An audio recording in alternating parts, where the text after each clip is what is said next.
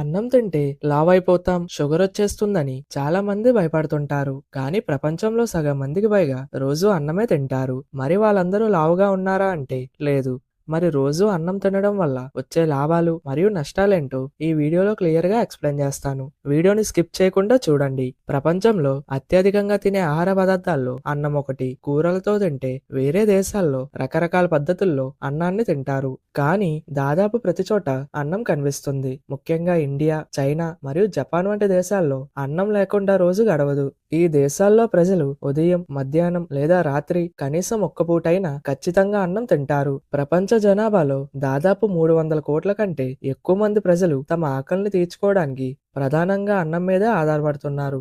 ఇంతమంది తింటున్నప్పటికీ ఈ రోజుల్లో చాలా మంది అన్నం తింటే ఆరోగ్యానికి మంచిది కాదు, లేదా అన్నం తింటే లావు అవుతారని భయపడుతుంటారు. ఒక గింజ అన్నంలో మన శరీరానికి కావాల్సిన చాలా ముఖ్యమైన విషయాలు ఉన్నాయి.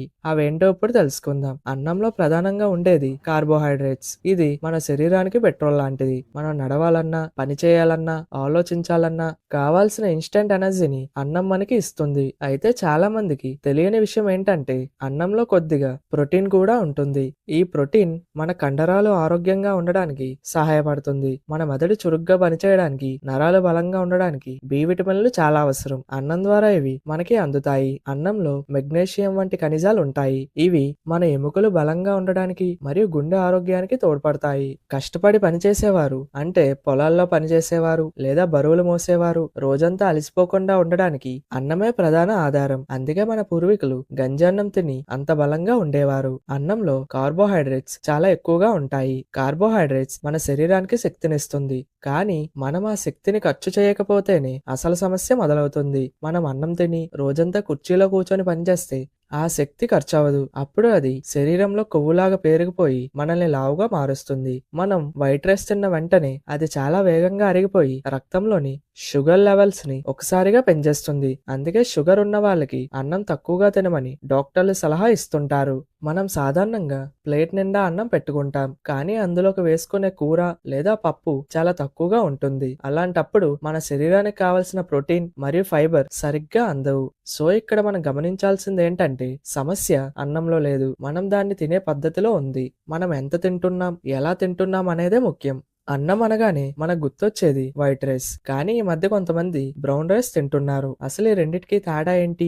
ఏ రైస్ తింటే మన ఆరోగ్యం బాగుంటుంది ఇప్పుడు తెలుసుకుందాం. మనం రోజు తినే వైట్ రైస్ నిజానికి పాలిష్ చేయబడిన బియ్యం. బియ్యంపై ఉండే పొరను తీసేయడం వల్ల ఇది తెల్లగా మారుతుంది. పైనున్న పొరను తీసేయడం వల్ల ఇందులో పీచు పదార్థం చాలా తక్కువగా ఉంటుంది.